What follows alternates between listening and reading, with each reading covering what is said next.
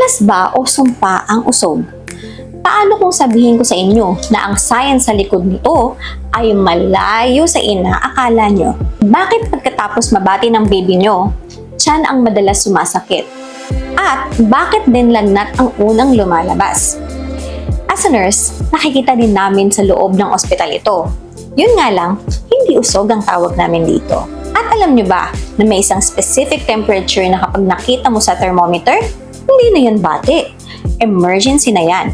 At sana alam nyo rin kung kailan kayo dapat kapahan at kung kailan kayo dapat kumalma lang. Sa full video natin, ituturo ko sa inyo ang air method at kung paano natin mapoprotektahan si baby nang hindi natin binabaliwala ang tradisyon natin.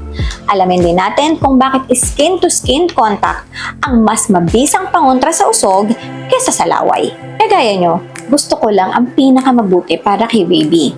Kaya halina't pag-usapan natin kung paano natin pagsasamahin ang ating tradisyon at ang tamang nursing care. Kita-kits sa full video, kalaga!